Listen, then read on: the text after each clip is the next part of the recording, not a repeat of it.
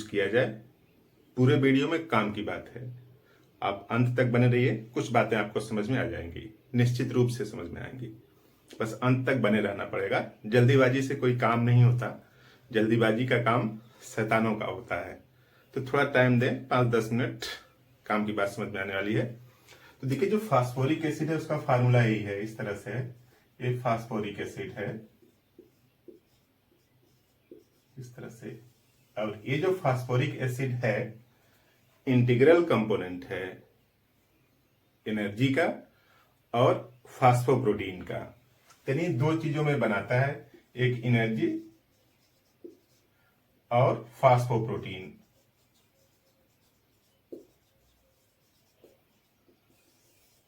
तो देखिए, जो एनर्जी है आप जानते हैं एटीपी, एडिनोसिन ट्राइफॉस्फेट, यानी एडिनोसिन और 3 फास्फेट मिलते हैं तब जाके एनर्जी का एक मॉलिक्यूल बनता है। यानी एनर्जी बनाए बॉडी में, यानी एटीपी बने, उसके लिए जरूरी है फास्फोरिक एसिड, रॉ मटेरियल है। और उसी तरीके से जो फास्फोप्रोटीन बने उसके लिए भी जरूरी है। अगर फास्फोप्रोटीन की अगर बात करें तो देखिए, जो नर्व्स होती हैं, ये जो नर्व्स हैं, इनके चारों तरफ एक सीथ पाई जाती है, माइलिन सीथ। ये है माइलिन सीथ, और ये फास्फोप्रोटीन की बनी होती है।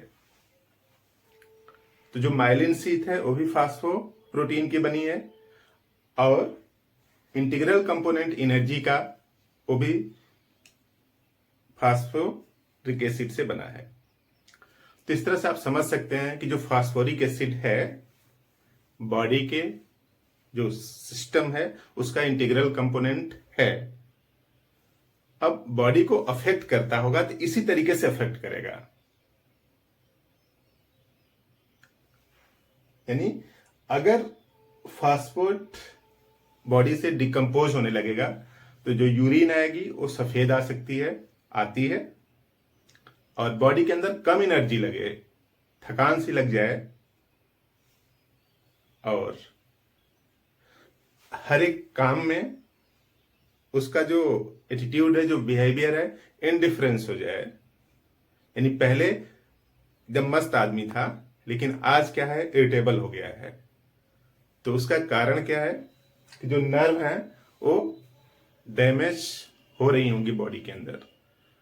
तो इस तरह से जो मेटाबॉलिज्म है इन्फ्लुएंस करता है फास्फोरिक एसिड। देखिए, लिखा है inorganic component of nerve substance. जो नर्व्स होती है ना, जिनके कारण सूचनाएं बॉडी के एक पार्ट से दूसरे पार्ट में जाती हैं, तो उसको नर्व्स बोलते हैं।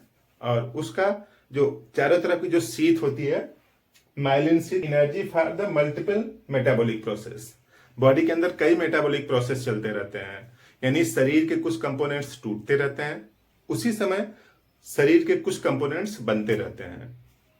तो टूटने को कैटाबॉलिज्म और बनने को एनाबॉलिज्म, दोनों को एक साथ मेटाबॉलिज्म बोलते हैं। तो बॉडी के अंदर ये प्रोसेस चलता रहता है। उस प्रोसेस को चलने के लिए कुछ एनर्जी की जरूरत पड़ती है, और यही एनर्जी इसके कंट्रीब्यूशन से बनता है, फास्फोरिक एसिड की कंट्रीब्यूशन से बनता है एटीपी ना। देखिए, जो पौधे हैं उनको ग्रोथ के लिए, डेवलपमेंट के लिए ट्रिपल फास्फेट देते हैं।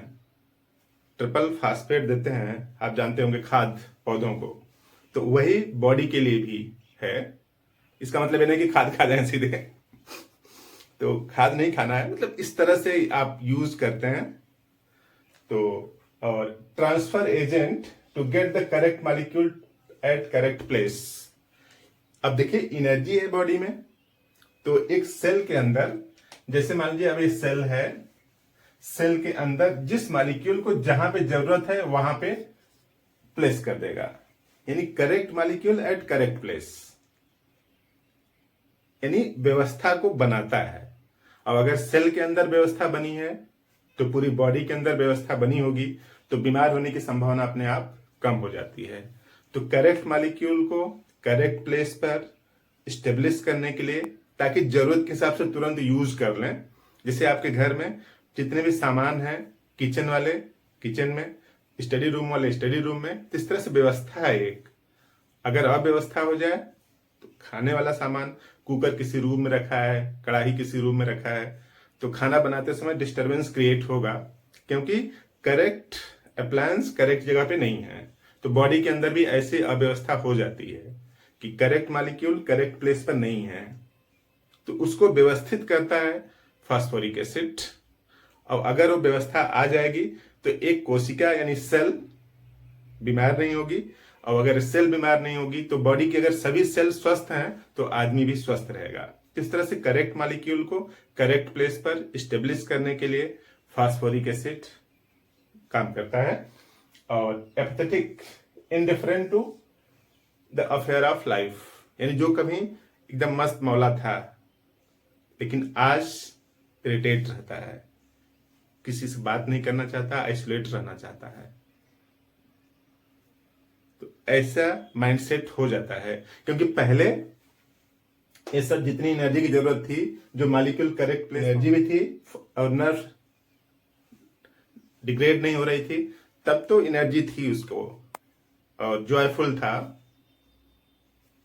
लाइफ के किसी स्टेज में। लेकिन नर्व डैमेज हुई, करेक्ट मॉलिक्यूल जहां पे होना चाहिए था वहां पे नहीं है, तब वो इनडिफरेंट हो गया, यानी आउट ऑफ ट्यून ही रहता है हमेशा। जैसे आप कहेंगे कुछ तो उसी का जस्ट अपोजिट सोचता है, करता भी है। तो एपैथेटिक मतलब जैसा होना चाहिए था उस तरह से नहीं होगी, कुछ अलग तरीके से सोच रहा है।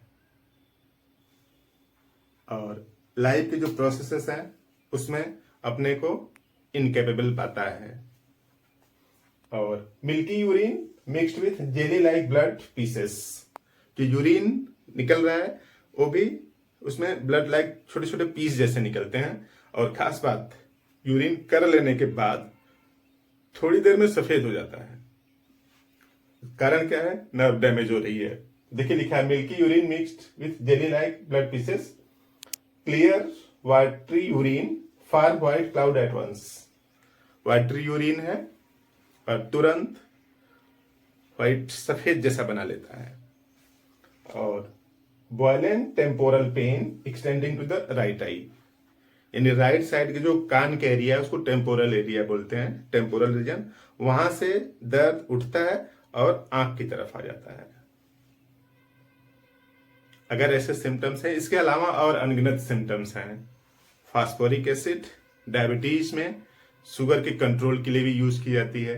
और मस्टरबेशन का जो इल इफेक्ट बॉडी के ऊपर आ गया है, जो सीमेंट ढेर सारा लॉस हुआ है उसमें भी फास्फोप्रोटीन बाहर निकला है, तो उसमें भी काम करता है। गाल पिचक गए हैं मस्टरबेशन की वजह से। तो अगर ऐसी समस्या है तो इन सब अव्यवस्थाओं को शरीर से दूर करने के लिए आपको फास्फोरिक एसिड की शरण में जाना पड़ेगा। फास्फोरिक एसिड कुछ हेल्प आपकी कर सकता है। और फास्फोरिक एसिड सिंपल सा मेडिसिन है जो कि हर एक होम्योपैथिक मेडिकल स्टोर पर मिल जाएगा। इसको आप 30 पावर की लीजिए, 4 बूंद सुबह केवल एक टाइम लीजिए।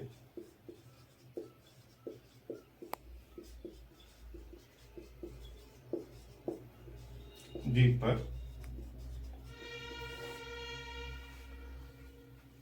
15 से 20 दिन लीजिए, फिर एक हफ्ते का गैप दीजिए, फिर 15 से 20 दिन लीजिए। आप जो देख रहे हैं उसमें से कुछ लोग स्वस्थ भी होंगे तो भी आप ले सकते हैं। बस ये है कि ज्यादा दिनों तक नहीं लेना है, एक हफ्ते तक लीजिए, बंद कर दीजिए, फिर अगले महीने में एक हफ्ते तक ले लिया। तो इस तरह से बॉडी के अंदर जो एबनॉर्मलिटी रीजनरेट हो रही होंगी वो सब ठीक हो जाएंगी। तो इस तरह से आप फास्फोरिक एसिड का यूज करके स्वास्थ्य को मेंटेन कर सकते हैं। तो बात समझ में आई? यहां तक देख रहे हैं तो वीडियो को लाइक कर दें, चैनल बनाए तो सब्सक्राइब भी कर दें, फ्रेंड्स को भी शेयर कर दें। किसी को जानकारी बढ़ेगी तो बीमार होने की संभावना कम होगी। इस चैनल का यही